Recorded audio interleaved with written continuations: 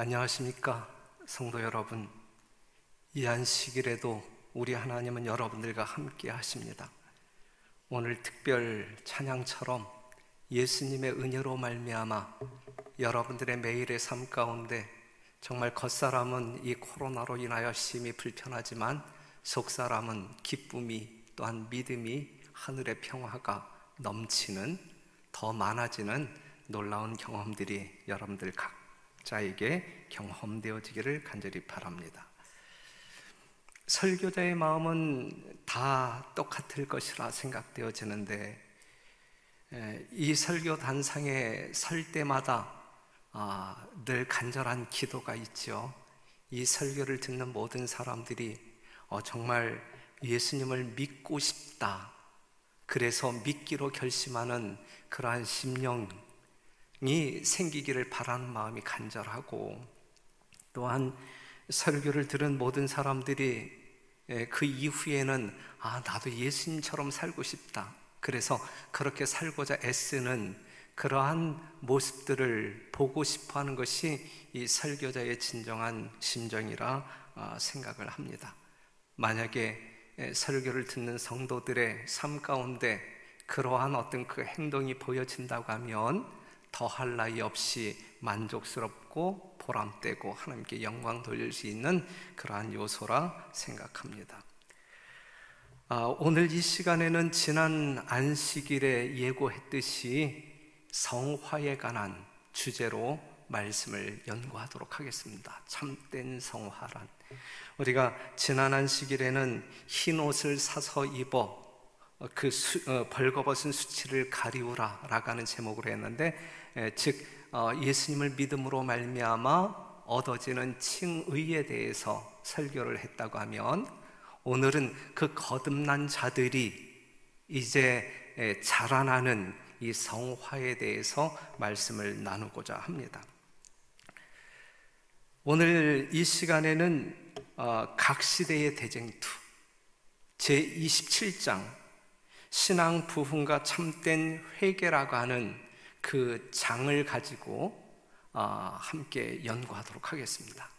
그렇기 때문에 제 말은 거의 없고, 하나님께서 주신 선지자께서 저희들에게 주신 그 기별 말씀을 거의 액면가로 여러분들에게 소개할 터이니까, 만약에 듣고 잘 이해가 안 되시면 하나님께 직접 문의하시고 화이부인에게 문의하셔서 그 해답을 찾아가시기를 바랍니다.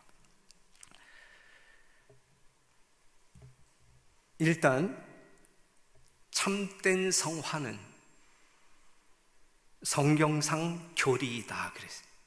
참된 성화는 성경에 나타난 교리이다. 어떤 그 성화라고 하는 말은 성경 가운데 없어요. 칭의라고 하는 말, 영화라고 하는 말은 성경 가운데 없는 신학적인 용어이지만, 이 성화라고 하는 그러한 개념, 이 참된 성화는 성경상 교리이다, 분명한 사실입니다. 그러면 참된 성화란 무엇인가? 참된 성화란 무엇인가? 사도행적에 있는 말씀을 소개합니다. 참된 성화는 완전한 사랑, 완전한 순종, 하나님의 뜻에 대한 완전한 일치를 의미한다. 이게 이제 사도행적에서 말하는 참된 성화의 정확한 정의 개념입니다.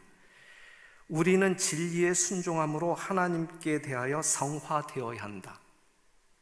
우리의 양심은 살아계신 하나님을 섬기려는 필사적인 노력으로 성화되어야 한다. 우리는 아직 완전하지 않으나, 우리는 지금 완전하지 않지만 이기심과 죄악에 얽어매는 것을 끊어버리고 완전으로 전진하는 것이 우리의 특권이다. 하나님의 완전을 향하여 나아가는 것이 특권이다. 위대한 가능성들, 높고 거룩한 도달점들이 모든 사람이 미칠 수 있는 범위 안에 있다 그랬거든요. 우리가 하나님의 완전에 도달할 수 있다라고 하는 사실을 말해주고 있는 거예요. 그 내용을 우리가 오늘 계속 살피도록 하겠습니다. 보면 태초에 사람은 하나님의 형상대로 창조되었다 인정하시잖아요. 사람은 하나님의 율법과 본성에 완전히 조화를 이루었다. 죄짓기 이전에 아담이 그랬단 말이죠. 의의 원칙이 그의 마음에 새겨져 있었다. 마음판에 새겨져 있었다. 그러나 죄가 창조주와 사람을 분리시켰다.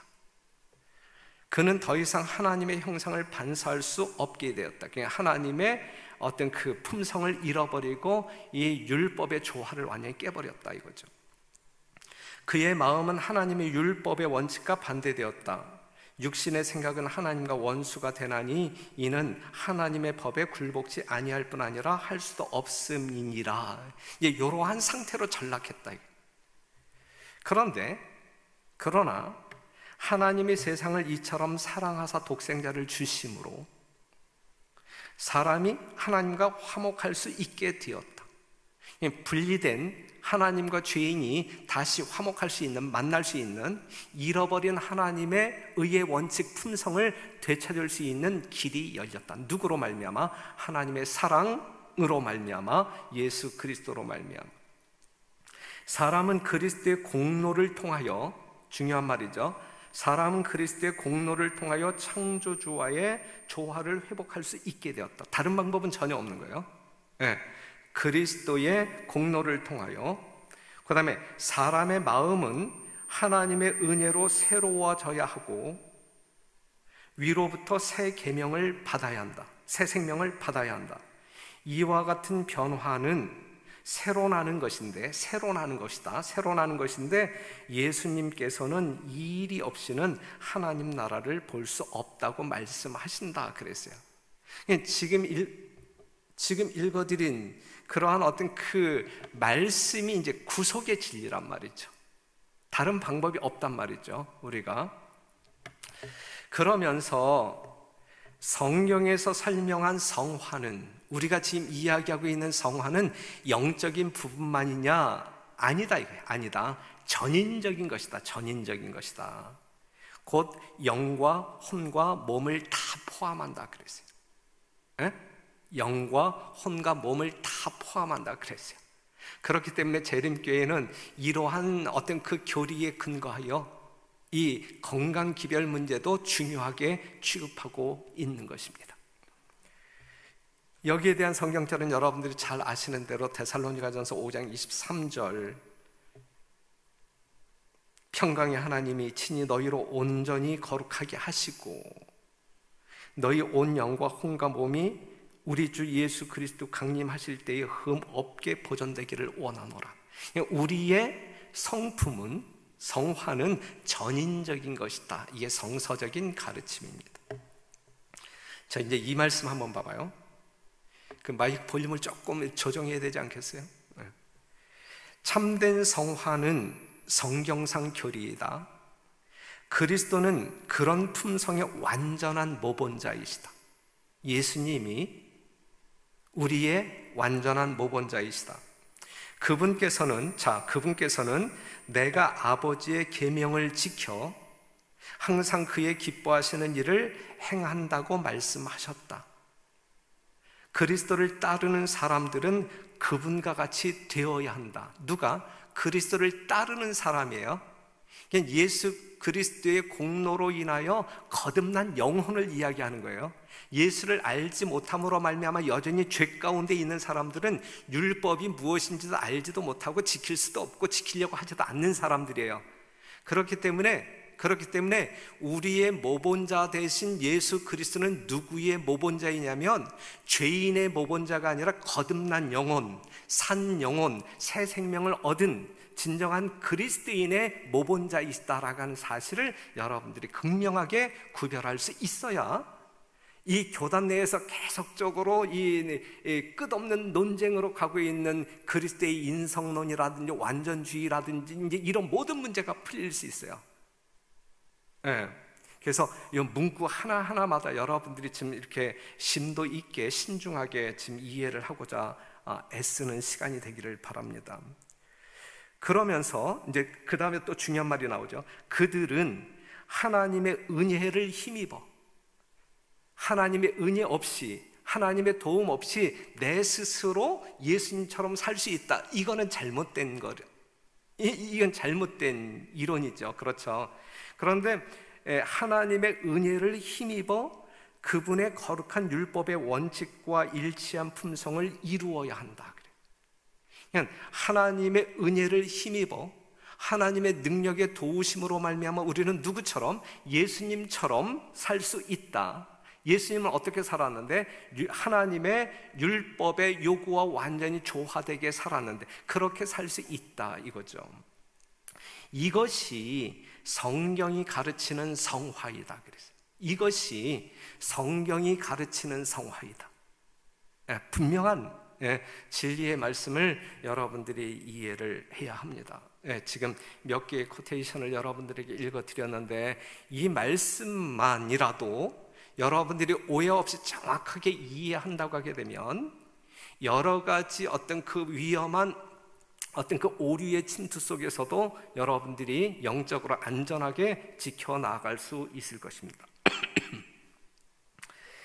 그래서 우리가 성경을 보게 되면 칭의라고 하는 것은 태어남을 이야기하고 있는 것이고, 성화는 태어난 그리스도인이 자라나는 것을, 하나님의 완전을 향하여 자라나는 것을 말하고 있습니다.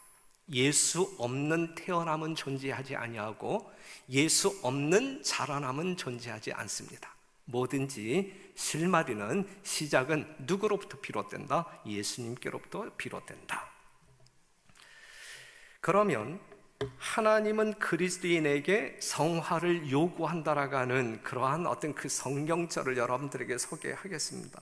먼저 레위기 19장 2절에 있는 말씀 보면, 너는 이스라엘 자손의 온 회중에게 고하여 이르라. 너희는 뭐하라? 거룩하라. 나 여호와 너희 하나님이 거룩함이니라. 그냥 내가 거룩한 것처럼 너희도 거룩하라. 그냥 맨 처음에 아담과 하와가 죄짓기 이전에 하나님의 성품과 완전히 일치했던 것처럼, 우리 지난 안식일 설교가 그 내용이었어요. 네, 그 내용이었어요.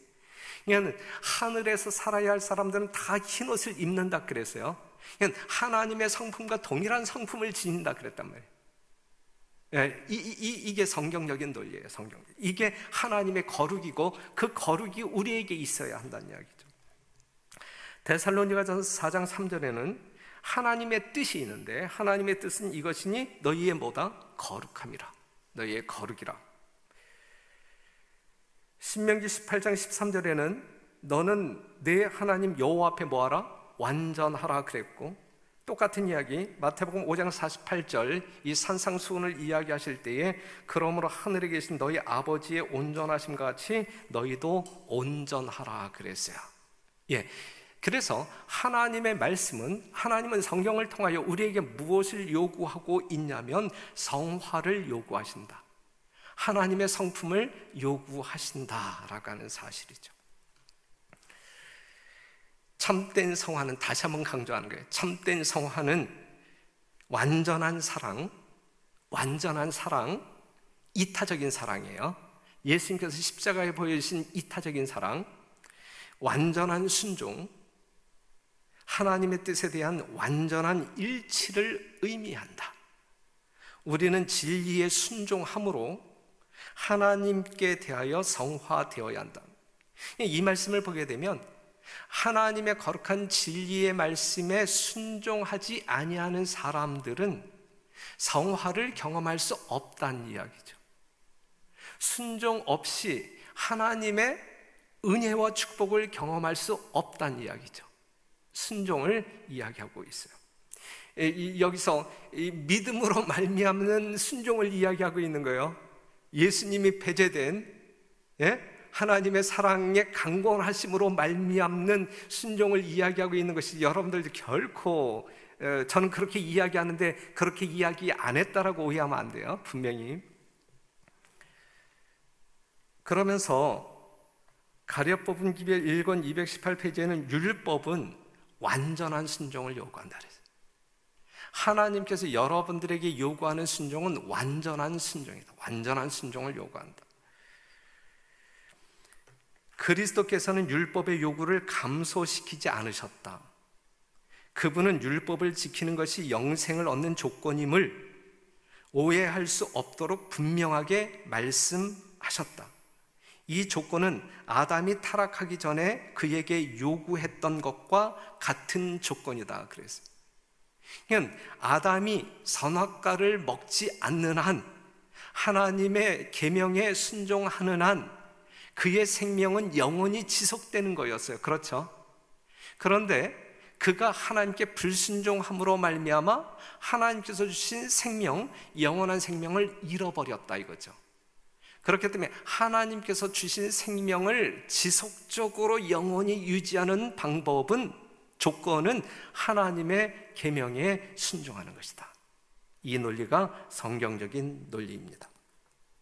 그 다음에 완전한 순종이 아닌 것은 어떤 것도 하나님께서 요구하시는 표준에 달할 수 없다.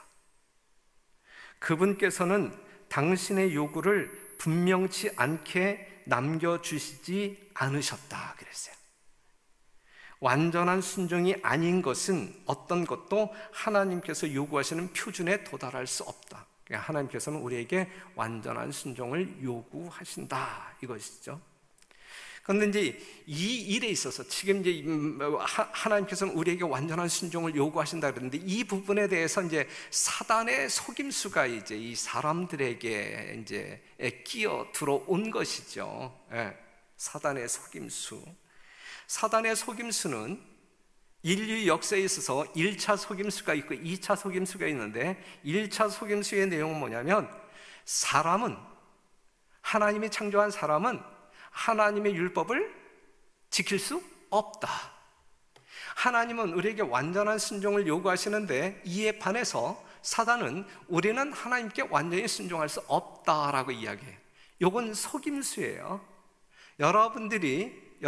하나님의 말씀은 우리가 온전하게 지킬 수 없어, 이렇게 잠시라도 생각을 한다고 하면 사단의 속임에 빠지는 거예요. 그 논리는 성경 가운데 없어요. 우리가 지금까지 이야기했지만 하나님께서는 우리에게 완전한 순종을 요구하신단 말이죠.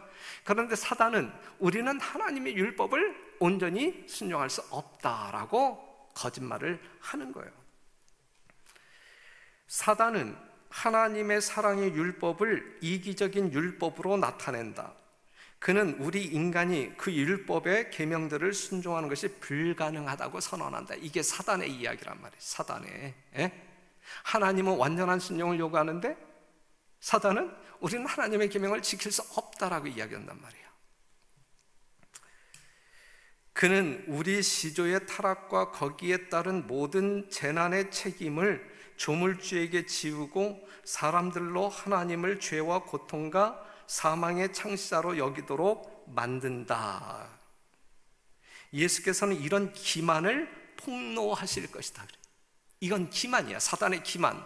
그래서 하나님께서는 이러한 기만을 우주 거민들과 이 지상에 살고 있는 모든 인간들에게 폭로하실 것이다. 이게 참말이 아니다. 이건 가짜 뉴스다. 이건 참말이 아니고 가짜다, 속임수다라고 하는 사실을 폭로하실 것이다. 그게 이제 무엇을 통하여? 하나님의 아들 예수님이 이 땅에 인간으로 오셔서 죽기까지 하나님의 말씀에 뭐함으로? 복종함으로, 완전히 순종함으로 말미암아 가능하다라고 하는 사실을 말해주고 있는 거예요.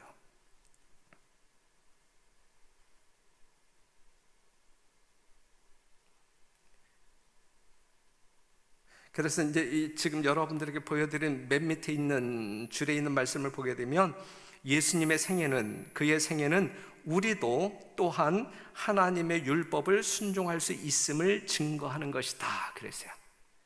예수님께서 완전한 인간으로서 이 땅에서 생애하시면서 하나님의 어떤 그 율법의 요구를 온전히 완성시킨 것처럼, 우리도 그 예수님의 본을 따라서 예수님처럼 생애할 때에 우리도 그러한 순종을 할 수 있다. 그러한 모본을 예수님께서 보여주셨다라고 하는 사실, 할 수 있다라고 하는 사실을 증거하는 것이다.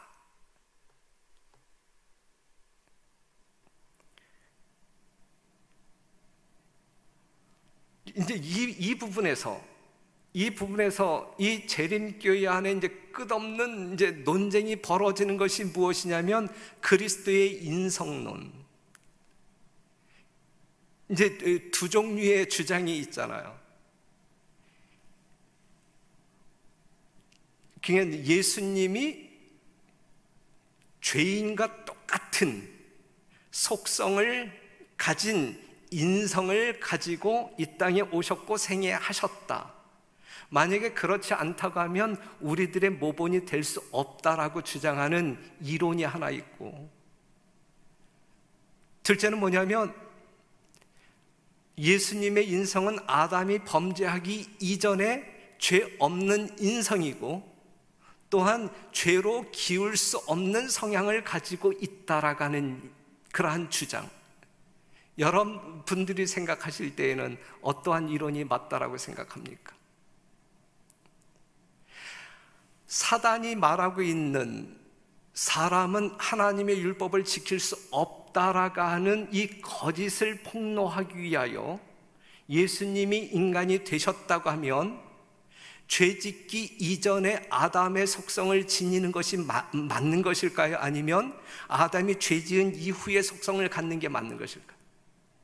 죄짓기 이전의 속성이죠. 죄짓기 이전의 속성. 만약에 예수님이 아담이 범죄한 이후의 속성을 지녔다고 하게 되면 아까 로마서 8장 7절에 있는 말씀처럼 죄인은 하나님의 율법을 지킬 수도 없고 지키려고 하지도 않는다 그랬거든요. 그러한 속성을 지닌 사람들에게는 뭐가 필요하냐면 구속주가 필요하단 말이죠.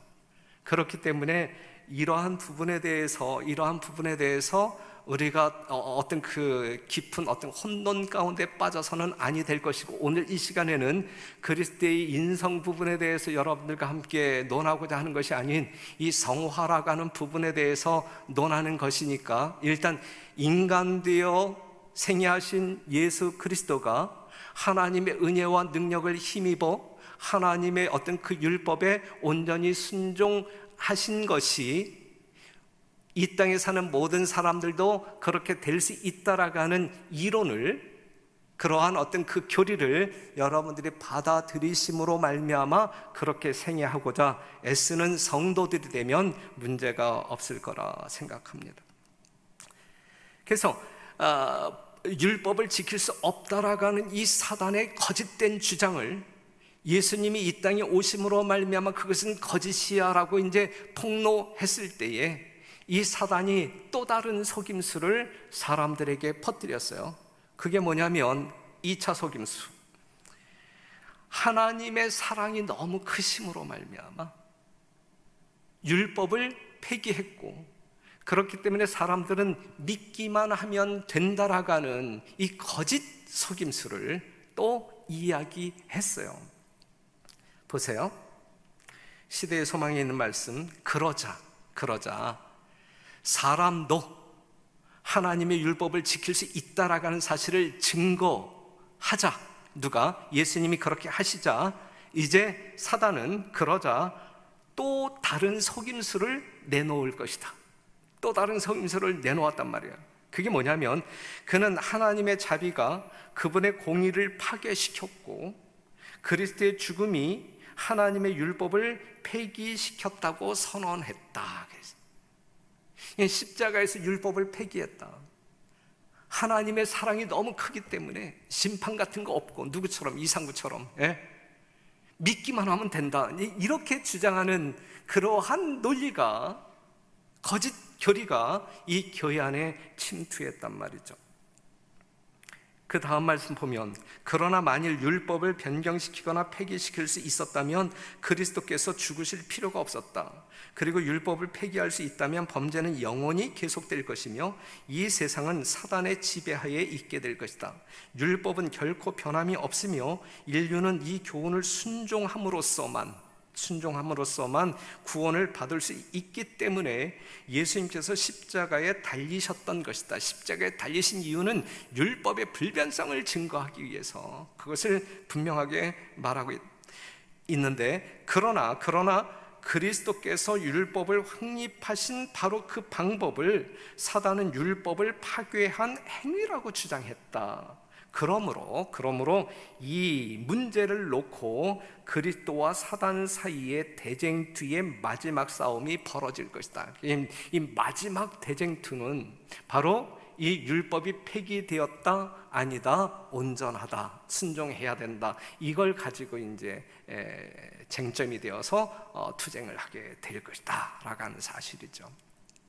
그래서 사단의 두 속임수, 1차 속임수는 사람은 하나님의 계명을 온전히 순종할 수 없다, 이 부분에 대해서 어떠한 모양으로든지 여러분들이 미혹당해서는 안 돼요. 예수님이 계명을 지킨 것처럼 우리도 지킬 수 있다, 이것이 성경적인 이론이에요.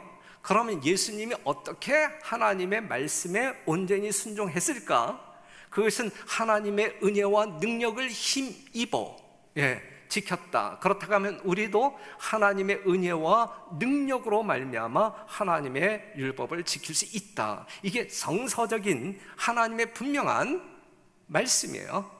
이 말씀이 아닌 다른 것은 지금 여러분들에게 말씀드렸지만 사단의 속임수임을 기억하셔야 돼요. 빠지지 말게 되시길 바랍니다. 두 번째 사단의 속임수는 하나님의 사랑이 너무 크기 때문에 우리가 율법을 지킬 필요가 없다. 예수님의 사랑이 십자가에서 율법을 폐기했다. 그렇기 때문에 이제는 예수님만 믿으면 된다.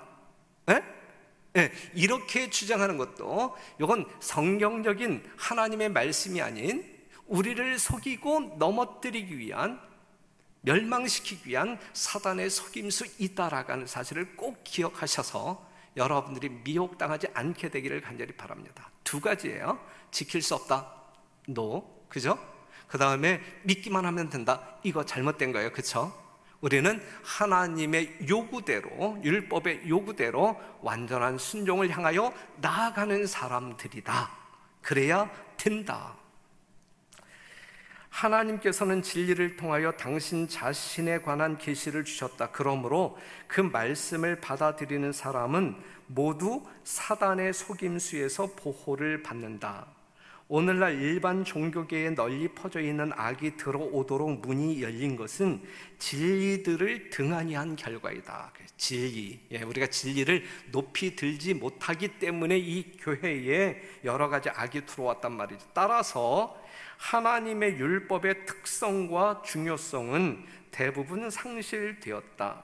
그 다음 말씀, 하나님의 율법의 성격과 영속성과 그 의무에 대한 그릇된 개념이 회개와 성화의 관계에 대한 오류를 가져왔고, 그 결과로 교회 내의 경건의 표준이 낮아졌다. 경건의 표준이 낮아졌다. 우리 시대의 신앙 부흥 가운데 하나님의 영과 권능이 결핍된 원인이 바로 여기에 있다 그랬거든요. 우리가 영적인 정말 이 경건을 회복하기 위해서는 하나님의 율법의 성격, 영속성, 그 의무에 대한 올바른 이해가 모든 성도들에게 있어야 된다라고 하는 사실이죠.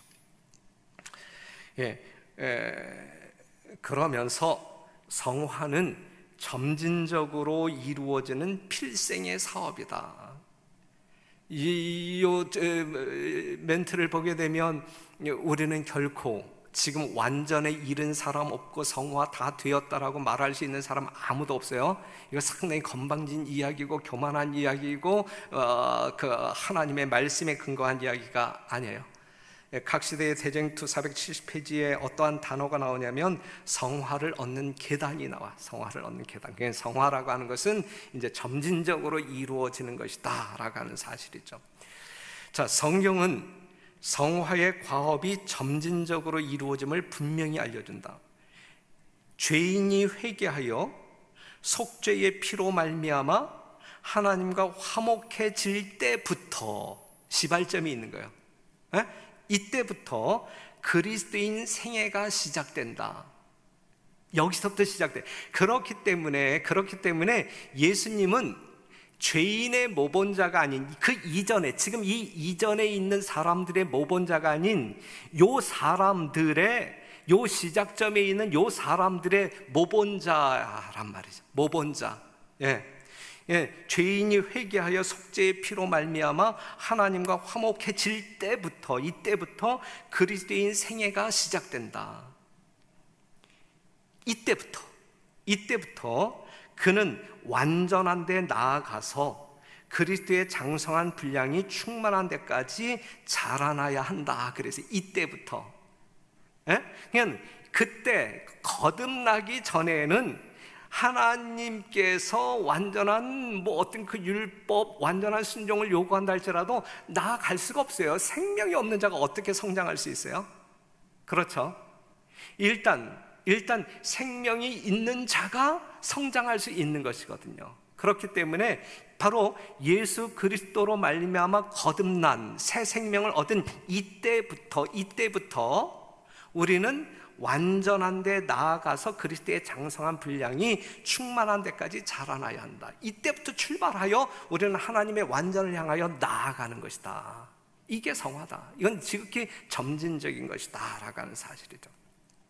그래서 베드로는 3장 21절에 있는 말씀, 오늘 우리가 이제 7명의 영혼들이 침례를 받는데, 물은 예수 그리스도의 부활하심으로 말미암아 이제 너희를 구원하는 표니 곧 침례라. 침례. 그런데 이 침례가 육체의 더러운 것을 제하여 버림이 아니고 완전해졌기 때문이 아니고 오직 선한 양심이 우리의 마음이 하나님을 향하여 찾아 나아가는 것이다. 찾아 나아가는.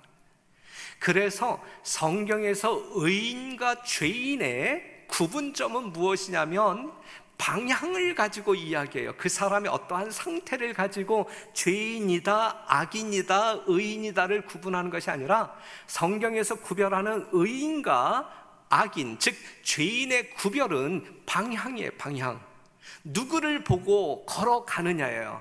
지금 여기 베드로전서 3장 21절에 있는 말씀을 보게 되면 구원받은 사람은 그 선한 양심이 하나님을 향하여 찾아 나아가는 것이라 그랬거든요. 이 방향이 되돌아지지 반대편으로 돌아서지 아니하고 계속 나아갈 때 이 사람들을 성경에서는 의인이라고 하는 것이고, 어느 시점일지라도 완전히 다다르지 못한 그러한 상황 가운데 있다 할지라도 내 방향이, 내 선한 양심이 하나님을 향하여 나아가고 있다고 하면 그 시점에서 예수님 오신다 할지라도 구원받기에 넉넉한 자들이 된다라고 하는 사실이죠. 내가 지금 완전해야만 되고 구원받는데 이건 성서적인 논리가 아니에요. 지금 이 말씀을 본다고 하면. 그렇기 때문에 성경적인 말씀에 근거하여 의인과 악인의 구별점은 방향이에요. 방향. 지금 누구를 향하여 가느냐, 이게 사단을 향하여 가느냐, 하나님을 향하여 가느냐, 진리를 향하여 가느냐, 아니면 엉뚱한 세속을 향하여 가느냐, 이것이거든요. 그래서 이 말씀도 매우 중요한데, 새로 남으로써 그리스도의 은혜로 말미암아 거듭남으로써 사람의 마음은 하나님의 율법과 일치됨과 동시에 하나님과 조화를 이루게 된다 그랬어요. 마음의 변화거든요. 지난 안식일에 말씀드렸을 때에 정례의 계단에 있는 말씀을 제가 인용했을 때, 사람이 범죄함으로 말미암아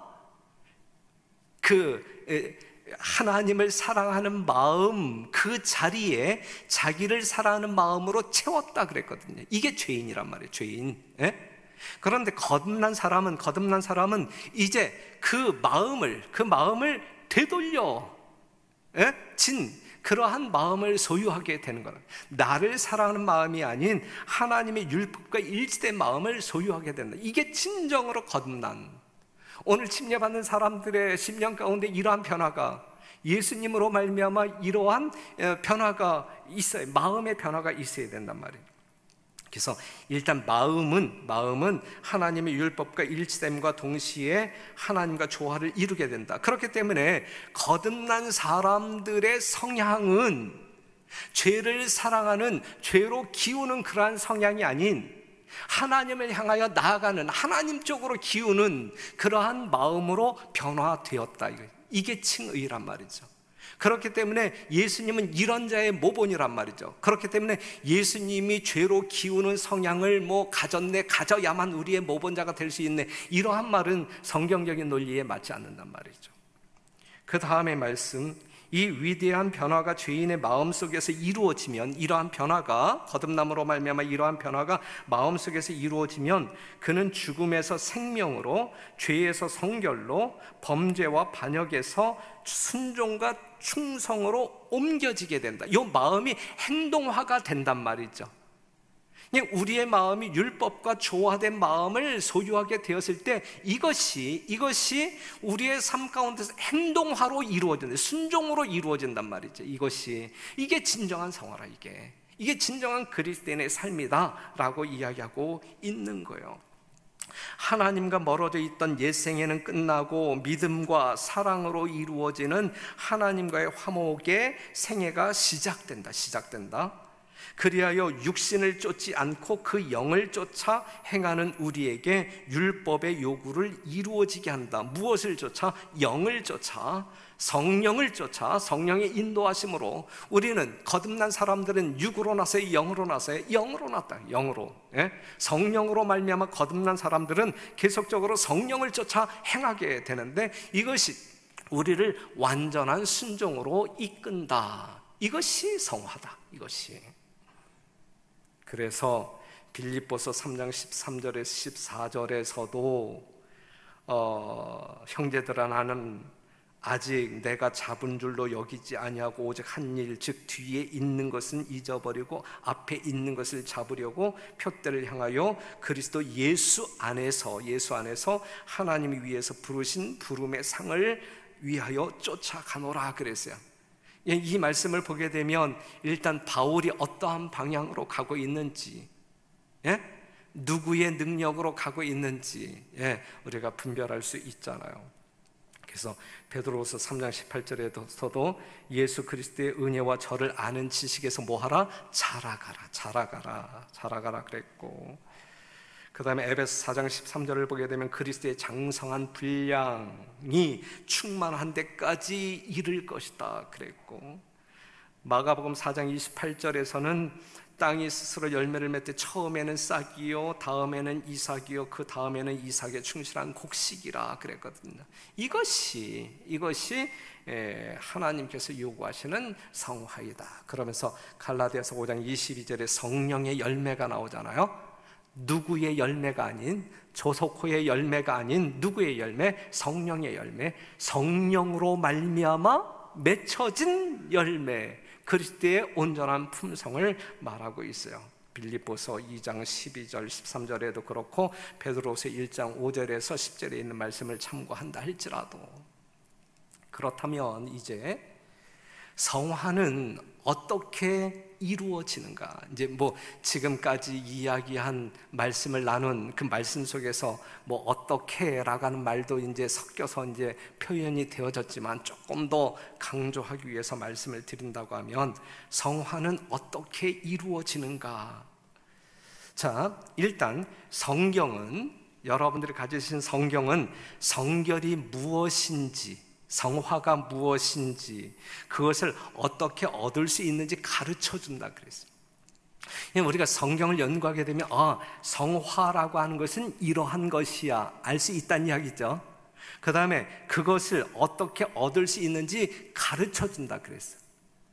다른 데서 배워서는 안 되고 성경을 통하여 우리가 배워야 돼. 그래서 성화는 어떻게 이루어지는가? 그 해답이 성경 가운데 있다.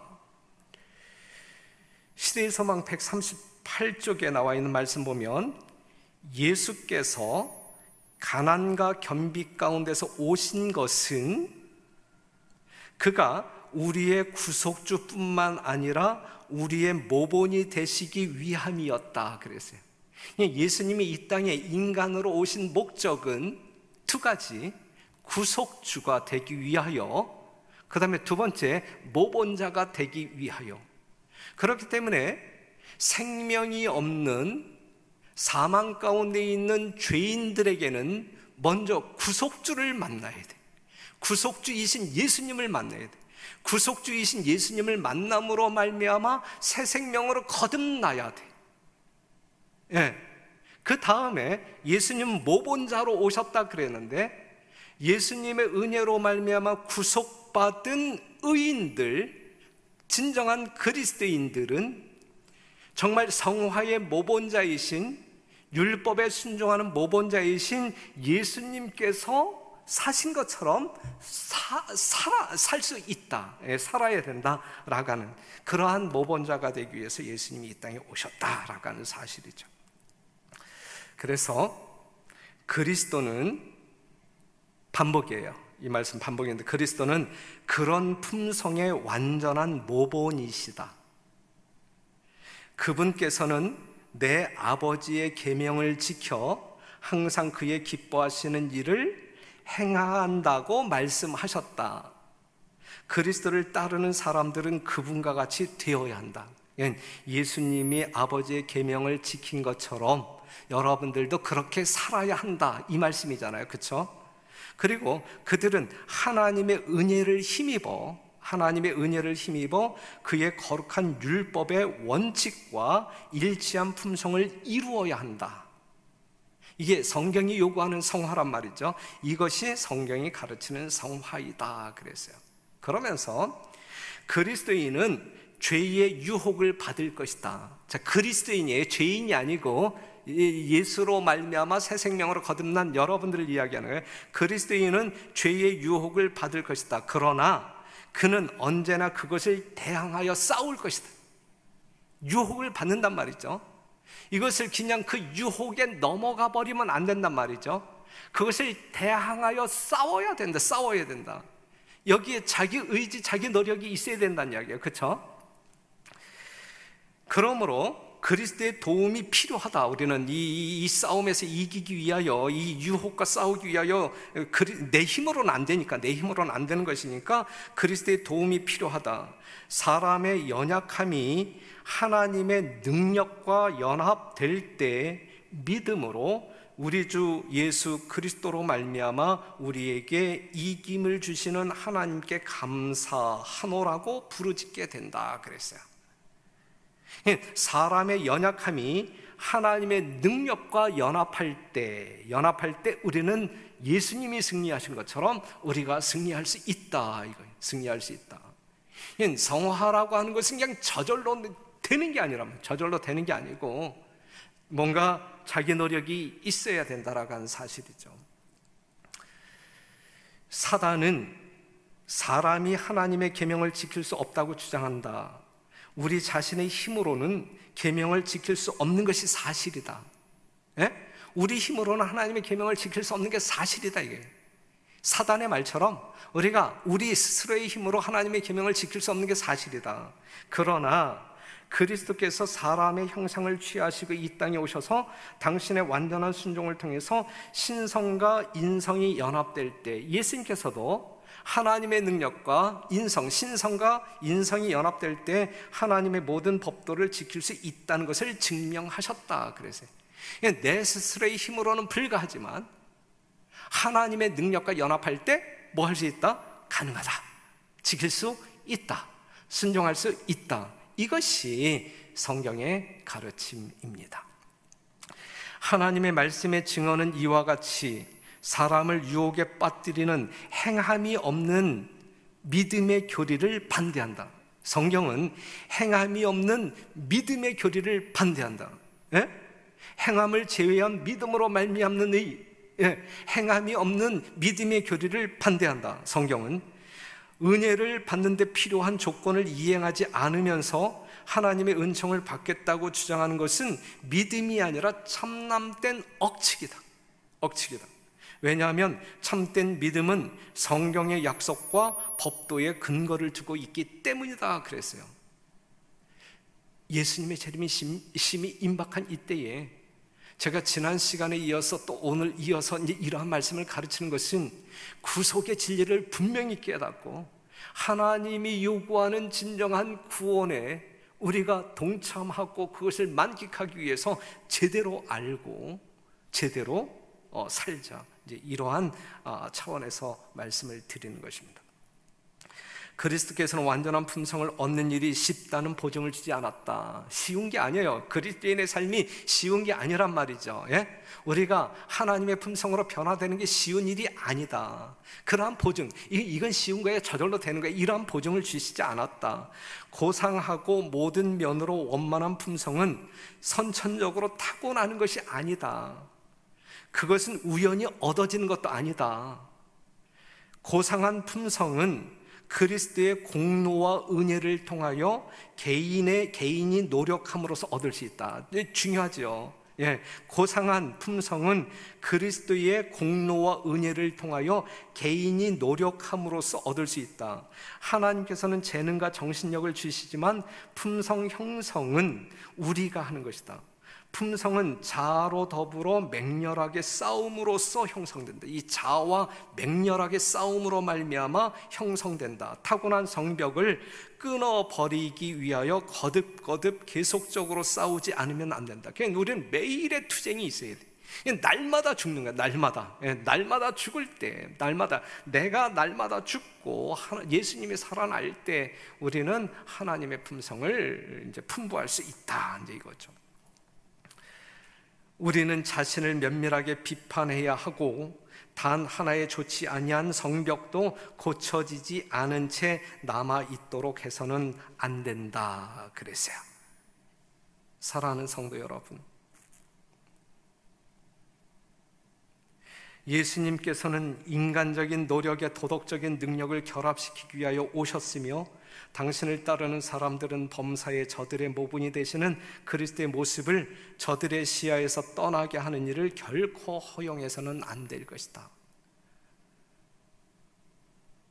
오늘 말씀을 통하여 참된 성화가 무엇인지 우리가 분명하게 깨닫고 성화를 이루는 성도 여러분들이 되기를 간절히 바랍니다. 예수님이 배제된 성화는 존재하지 않아요. 예수님의 공로와 은혜가 배제된 거듭남, 칭의는 존재하지 않아요. 태어남도 그리스도로 인하여, 자라남도 그리스도로 인하여. 하지만 하나님의 능력과 인간의 노력이 결합되어질 때 우리는 예수님이 생애하신 것처럼 우리도 하나님의 율법에 완전히 순종할 수 있다라는 분명한 믿음을 가지고 필사적인 노력으로 쟁투하시는, 그리하여 그것을 예수님의 방법으로 승리하여 체감하시는, 경험하시는 여러분과 제가 되기를 간절히 바랍니다. 우리가 그리스도의 완전으로 나아갈 때, 십자가 앞으로 더 가까이 나아갈 때 그러한 어떤 그 그리스도와 하나님과 가까이에 있는 사람일수록 본인 스스로는 더 큰 죄인으로 자신을 생각하게 될 것이고 그러한 사람들에게 하나님의 품성은 더 많이 표현되어질 것이고, 그리고 진짜 성화는 내가 성화되었다고 해서 성화가 이루어지는 것이 아니고, 진짜 하나님의 품성을 소유한 사람들의 특징은 더 많이 겸손해지는 것. 예수님이 죽기까지 겸손했던 것처럼 우리가 죽기까지 겸손한 그러한 특성이 나타난다라는 사실을 기억하시면서 예수님의 사랑을 갈망하는 여러분, 그 그리스도의 사랑으로 말미암아 하나님의 율법을 지키고자 필사적으로 애쓰시는 여러분, 그리하여 하나님의 은혜와 능력으로 말미암아 예수님처럼 생애하는 여러분과 제가 되기를 간절히 바라면서 말씀을 마치겠습니다.